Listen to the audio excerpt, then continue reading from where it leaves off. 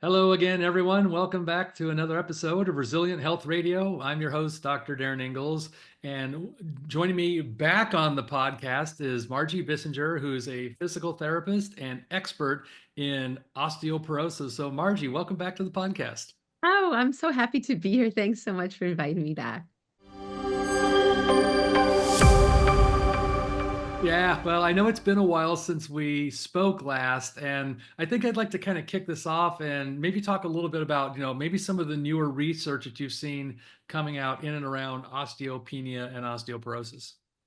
I think the most exciting thing to me is that people are seeing the power of exercise. And I think that where in the past doctors would say, exercise. I mean, it's always something that people are told no matter what, no matter if someone's put on medication, no matter what, people have known that exercise is important for your bones because the bones respond to the forces placed upon it. So I think everyone has known that, but the research has been so positive now. There was a study done in Australia called the Lifmore study.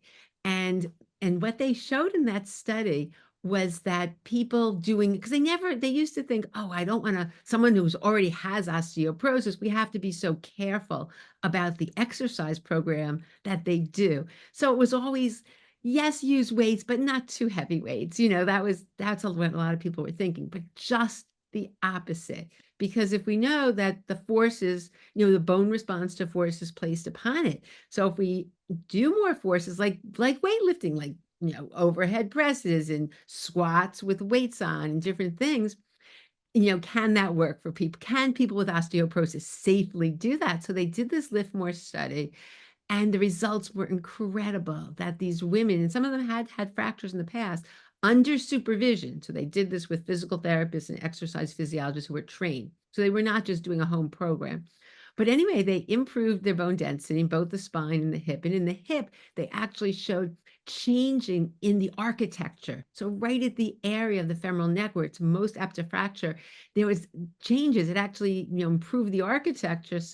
And people had significantly reduced fractures and falls. And it's just such a win-win. And now, years later, they have a clinic. What they did, they took this program and they made it into it's called Onero. And it's really throughout the world now. It's in the United States, it's different places. And they're seeing the same results. People are increasing their bone density. So I started doing this program back in April. I had a woman on my summit, Belinda Beck, who was the researcher.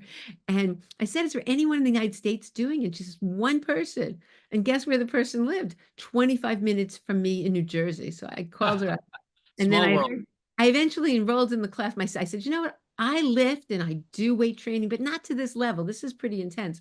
And so I started doing it myself. And people in the class, they're gaining 10% bone. I mean, I cannot get over the results I've been Wow. seeing with myself, with people who I'm meeting. But anyway, so I think to me that's exciting, the research on the exercise, and that's available. Not everybody has to do major lifting, but regardless, that strength training has to be part of your program. Walking is just not enough. And I just keep seeing this, which is so exciting. I have a large community of people with osteoporosis and osteopenia, and I'm getting so many people telling me, oh my gosh, I started this exercise program, and a year later their bone density is improved or at least maintained. I mean, people are just doing great. So I think the research is so good with that. And in terms of other research, I'm trying to think anything really major. Um, I don't think anything major, but I think people are realizing, and I think in the conventional world, they're realizing how important diet is, how important reducing inflammation. They're starting to blood sugar. There's many things that are really showing that even even people who are in osteo, who even people who don't have diabetes, but if they're in the pre-diabetes range with like an A1C of lower than of anything like 5.7, or in the pre-diabetes as low as 5.7, have a 24% increased chance of fractures. That's huge. So I think they're seeing in the research the correlation between bone density and many other factors as well. So it's all exciting because there's so much that can be done. So I think that's the best news. I'm curious about exercise. I mean, talk about weight training. And again, I think there's differing ideas about what that really means. So can you talk a little bit more about what type of weight Yeah, bearing sure. exercise and weight training should people at least maybe start off with? Again, I see so many people like, look, I walk every day, and in their minds, no, that's enough to help build bone. And I think it still helps because again, I mean, if you're walking, there's still some forces being generated on the bone that stimulates that bone growth. But what should people be thinking about? Particularly, I'm thinking about the people who like, look, I hate the gym, I don't want to go. What are things maybe they should be doing at home to start doing some sort of weight bearing or weight training?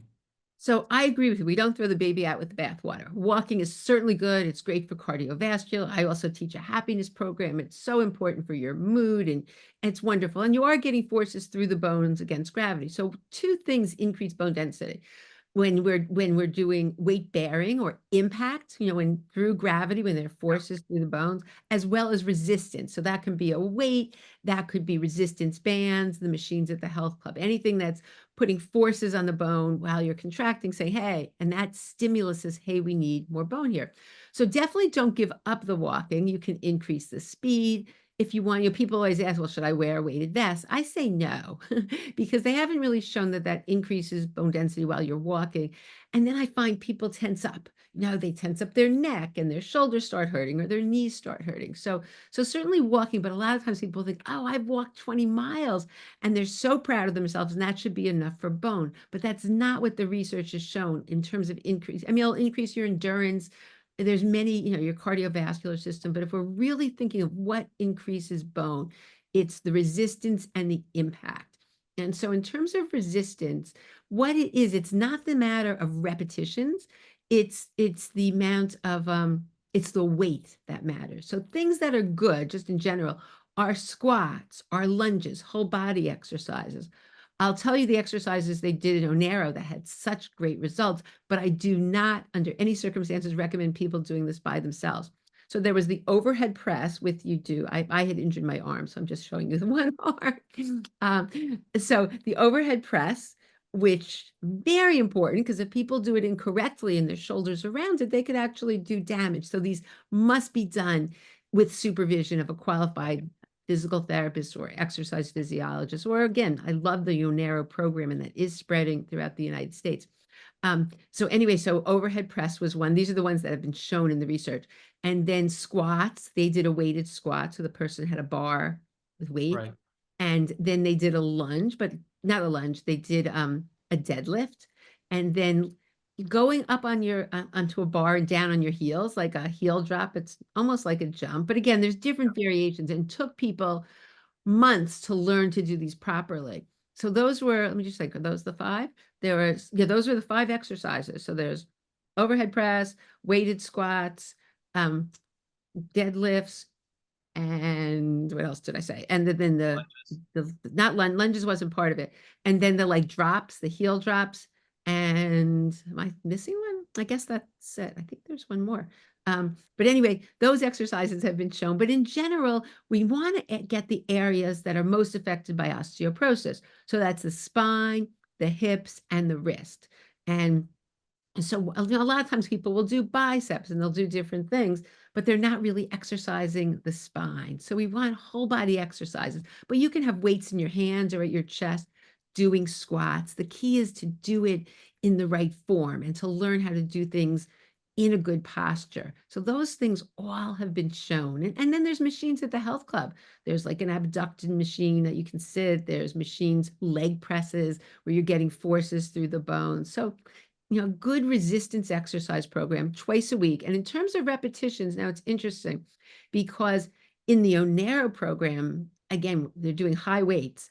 So it's only 5 repetitions. So it's 5 sets of 5 repetitions. But typically I tell people to start, if you're just starting out, maybe 15 repetitions, and then eventually go to like 8 to 10 repetitions. And if you wanted to do more intense, you could do the 5 sets of 5, but again, that means by like 7, you're tired. So it's pretty heavy weights.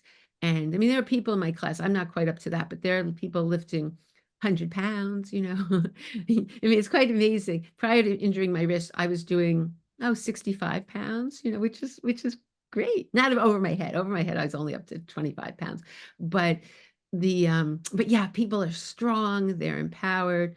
And so, and you can do 2 to 3 sets. So 2 to 3 sets of 8 to 10 repetitions is good. If you're starting out, you can do 15, and you just want to do it in really good form. I do have, if people go to my website, or I'm just finishing a class now on osteoporosis essential exercises where we're going through all the basics. So I have lots of different programs as well. But yeah, exercise, I'm telling you, Darin, it's just so incredible because people, they go from being afraid to empowered. You have a flat tire.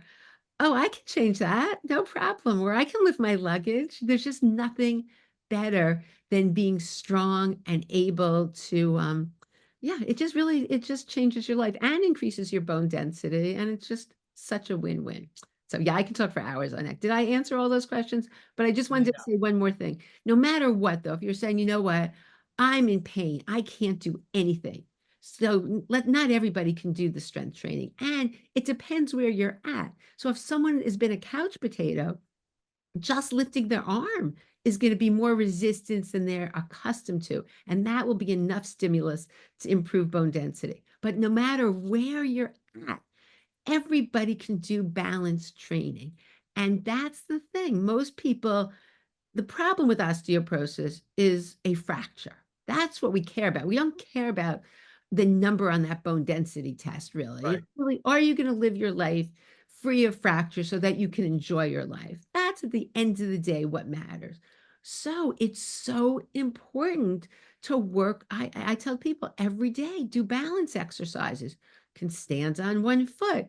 You can do, and I can give you a handout that you can share with everybody that's free, that I put together my favorite balance exercises in terms of, what people can do every day. And one of my favorites, which is so fun, is Tai Chi.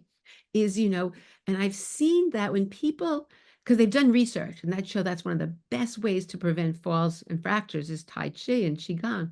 And I think the reason is because you're going forward and backwards, most of the movements sideways, and when you practice this, and this is what I found because we've taught these exercises, I volunteer in the state of New Jersey to thousands and thousands of people statewide.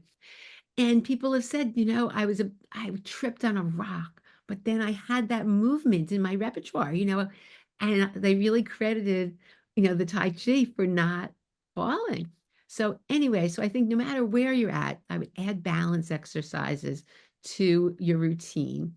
And then the other thing is you have to see what you like. Yeah, I really believe in enjoying your exercise. You can do dancing, you'll get weight through your bones. You only need the twice a week, even 20 to 30 minutes, you can improve your bone density with the resistance. So I do want people, would like people to add that to it. But otherwise, if you want to dance, add dancing. If you like the Qigong, Tai Chi, add that. There's just ways, there are people that do the Pilates and you can add resistance to that. So there's ways to sort of figure out what you like.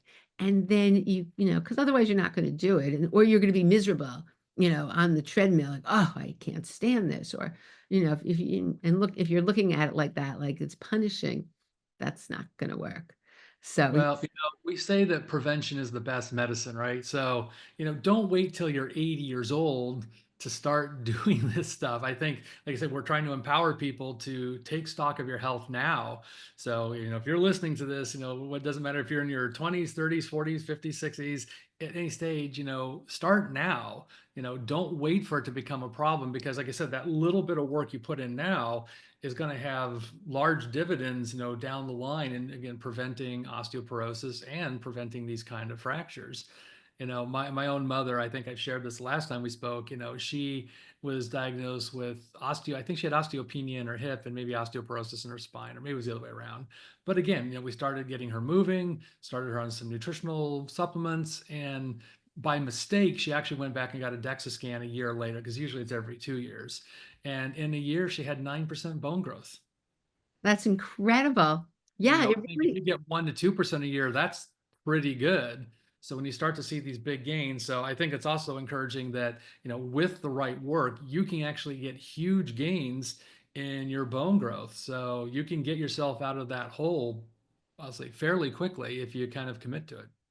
The other thing is that even if your again, it's really important to get a good workup and just to make sure what the root causes are and everything else, because it's unfortunately it's not a quick fix with osteoporosis. But as you know, because the work you do is not a quick fix either. When we figure out what's causing it and the root causes and deal with them, everything else gets better. So a lot of times people will think this diagnosis of osteoporosis is a blessing in disguise.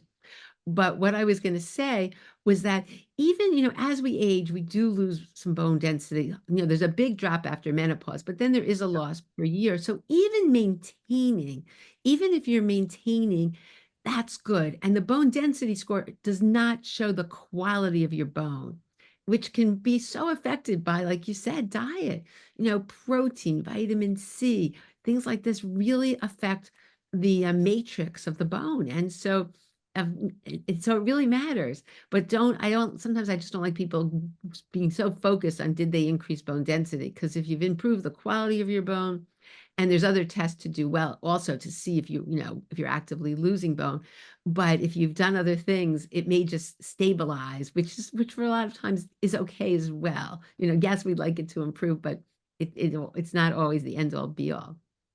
Well, you talked about some of like the root causes of osteoporosis. What are some things that maybe people don't think about that might be underlying osteoporosis outside of, we sort of talked about lack of exercise and movement? It's so interesting because anything that causes inflammation can be a root cause of osteoporosis. What I see so commonly, I just can't even get over it, is food sensitivities. And the biggest one I see is gluten. And they've Mm. known for years about celiac disease. Everybody knows that. Every conventional doctor will test for celiac disease. But that's a small percentage of people. But there are so many people who have gluten or wheat sensitivity. And what I've seen, I usually have people do the wheat Zoomer test and by Vibrant America, but there are other tests as well. But what I see is people are positive, whether they have antibodies to gluten, and who knows what it started. Did it start with a leaky gut and then the gluten came in and the body started attacking? But the good news is a lot of them don't realize because they may not even, their symptom could be eczema or their symptom could be, it doesn't always present as a digestive issue or anything. So they have no idea. They test positive for gluten, but then when they stop the gluten and then maybe a year later get another bone density, so the bone density improves and then their arthritis goes away, other things happen. So that's a very big root cause that I see in terms of you know, that can be adjusted. Again, anything causing inflammation. So a lot of autoimmune issues, all sorts of autoimmune issues that people have, rheumatoid arthritis, different things. And oftentimes those are also can be improved by diet and, figuring out underlying. So again, anything causing inflammation. People who've been on medications, people who are on corticosteroids, people who are on which they don't realize, they don't tell you some of the antidepressants can actually also, be a cause for osteoporosis, any digestive issue. And, a lot of people think, oh, I just have to live with constipation, or I have to live with this and live with that. Well, if you're not absorbing your nutrients, or there's some problem blocking the system, whatever it is, you're not getting the nutrients to the bones. So that's a huge issue, is a person, in terms of if someone just not getting nutrients. And then blood sugar, there, as we mentioned before, that's very underappreciated. And what I've seen, I don't know if you see this too, but people really aren't told it's a big issue unless they have diabetes. Right. So, oh yeah, you're fine, but yet you're in the pre-diabetes range. Do they have you do anything? No. Let's just, they wait till diabetes and then we deal with it. And so I think that's a big risk factor because that can cause breakdown of bone as well. And so, yeah. So we could go on and on. There's environmental factors, environmental toxins that cause, again, anything that's causing inflammation is breaking down bone. And then the other thing that totally is underappreciated, which is one of my nobody goes through any of my programs without dealing with this, is stress, because cortisol is the body's stress hormone. And Right. elevated cortisol has been shown to reduce the osteoblast, the bone building cells, reduce their activity, and increase the activity of the osteoclast, the cells that are breaking down bone. And people just sort of poo-poo this, like, "Oh, yeah, yeah, I'll work on my stress." But it's a huge issue, and I think it's very important that people control that and learn techniques. And, look, it's a better way to live, right? Being able to go with the flow than being thrown over by the waves. So, anyway, but yeah, that's something I think is under really not talked about as much as it should be, even though there is are research studies on it. Well, you talked about metabolic flexibility, and I think that's a very underappreciated fact. I think I forget the statistic, but I think the number of adults who are metabolically flexible, it's less than 10%. And if you start looking at all the conditions that are related to metabolic health, again, diabetes, of course, kind of being the top of that, but it's related to cardiovascular disease and autoimmune disease. And the fact that even more than half of our children in the United States are now metabolically inflexible, we've got a society of people who are set up for all sorts of chronic diseases, including osteoporosis. And so as you're improving your metabolic fitness, that's about changing, your fat mass to muscle mass ratio, your blood sugar control, all of this changing your terrain is so positive for so many different ways. And again, the amount of junk food that people consume and processed food is a big contributing factor. Like you said, stress is a big driving factor. I mean, I see this in my practice all the time. People aren't eating well, they're not sleeping well, they're stressed out of their mind. Certainly coming out of the pandemic, I think we saw that kind of go up a lot when people were just home, bored, nothing to do. So what do you do? A lot of people sat home and watched TV and ate junk food and tried to find ways to pass the time. And then I saw that other smaller population that said, you know what? I'm home. I'm going to take advantage of this, and really took stock of the health. Now I'm going to exercise more. I'm going to eat well because I have more time to do that. But unfortunately, I think the majority, at least of the American population, kind of went the other direction and started perhaps engaging in things that weren't as healthy for you.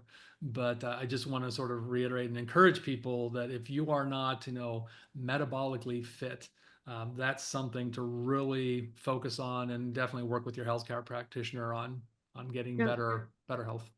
It's so true because the bones aren't in isolation. It's not like, oh, you have osteoporosis and nothing else. Everything's connected. The bones are connected to everything else.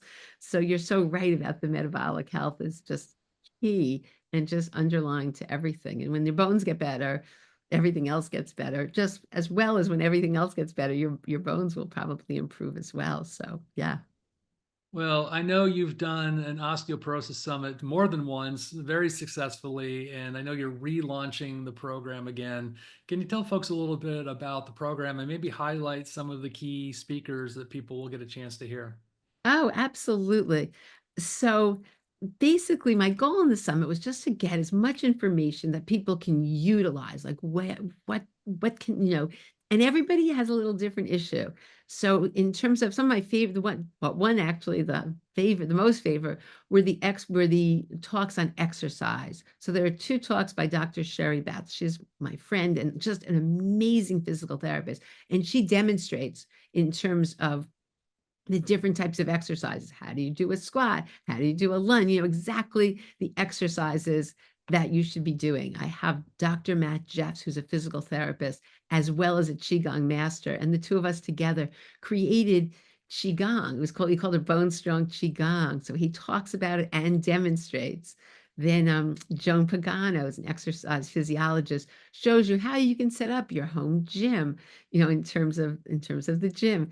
I'm trying to think of the other exercise classes we have. I've danced, what kind of dancing could you do? So there's a lot of programs that I wanted people to get tools from this. So they're not just telling you about it, they actually show you and you can follow with it and learn. And then some of the other important talks were one of my favorite practitioners, who I think is absolutely brilliant, is Dr. Keith McCormick. And he's done so much work on osteoporosis. And so he has two talks on the summit. One is about root causes and testing, what you need to look for, which I think was very helpful for people, as well as medications, because some people where you can use medication in as part of an integrative approach. And I remember when I did my first summit, I didn't have any talk about this because I just didn't want to go there. And I realized that was such a mistake because I don't want anybody fracturing. So if someone has significantly low bone density and they're really at risk for fracture, you can use medications for a short time while you're figuring out the root causes. So he goes through every medication. What are the pros? What are the cons? What do you need to know about it? So I think that was so helpful for so many people because, it can be part of it. And I'd rather someone go on a medication, get themselves in a better situation while they're figuring out the root causes, and then they can live their life without the fear. So I do see that there is a role for it, especially now with they have new medications that actually build bone, and they're very effective if someone is in that really high risk of fracture. So then we have blood sugar we're talking about on the summit. We have every day of the summit, I always do happiness habits, because I believe happiness and stress reduction are so important. Let's see. Oh, then I have a Dr. Felice Gersh who talks all about estrogen because that's so important and people don't know, there were so many misconceptions about estrogen, how we can use estrogen, how you can use peptides. We have peptides on there. Um, let's see. Dr. John Neustadt gives a really, really good talk on fracture proofing your bones. What do we need to do to fracture proof your bones? So yeah, so there's just a lot of information and and the other one who about this, Dr. Diva Boone. I would say this talk probably changed the most lives of any talk in the whole summit. And you have firsthand Yeah, first. I have to share that because of your previous summit, my own mother was having really high serum calcium and parathyroid hormone in her blood. And I kept telling her for over a year, I said, Mom, you've got a parathyroid problem. And then your summit, Dr. Boone was on there. It just so happens that Dr. Boone is in Phoenix where my mother lives. And my mother's endocrinologist was basically poo-pooing. It's like, you don't have a parathyroid problem, you're fine. The long and short of it is Dr. Boone pulled out a 3.5 centimeter tumor, parathyroid tumor that my mother had that her endocrinologist completely missed. So for my own personal benefit, my mother's benefit really was, made a huge difference. My mother had all these symptoms she thought was long COVID, and it was really a parathyroid problem. So yeah, Dr. Boone's talk is really important and amazing. And again, the fact that she's one of the few parathyroid surgeons in the world, I was just fortunate that she happened to be in my mom's backyard. Yeah, I would say 20 people at least every time I've done the summit have had found out from the summit that they had a parathyroid. It's a hyperparathyroidism Yeah. and a parathyroid tumor, which is benign, but the treatment is you have to have it taken out. And then, major improvements in their bones. But otherwise, you could really be on the downward trend and not even know it. So yeah, there's lots of things to learn, and no matter what age you're at, because as you said, you started out saying that prevention is the best. So if you can learn what supplements to take, what you need to do so that so that you can keep your bones strong throughout life, throughout menopause, and at any age, the kids, they should be jumping, they should be doing things versus I also have a pediatrician who Dr. Lisa Song, who I love, she really talks about what the kids need to know, what nutrition, what do they have to take, what vitamins, what are the important things so that the next generation doesn't have to deal with this because this is preventable. And so at every age, so the young, and it's never, ever, ever, ever too late. Even about fractures. I'm one of the physical therapists who he's done more work her name is Sarah Meeks. She's done so much work in physical therapy and osteoporosis. And she does a whole talk on fractures, on what fractures, fracture prevention. If you have a fracture, what exercises you need to do. So we get the whole gamut in there. Great. Well, we'll post a link to the summit, and I just invite everyone listening to join it. The summit's going to be free, correct? Yes, yes. So it doesn't cost anything to tune in and get all this great information. And please share it with family and friends who you think might find this interesting. And then we'll see if we can also get that handout from you on exercises for preventing osteoporosis. I think people would really enjoy that. Okay, that's great. Well, thank you so much. All I right. just Thank you, Margie.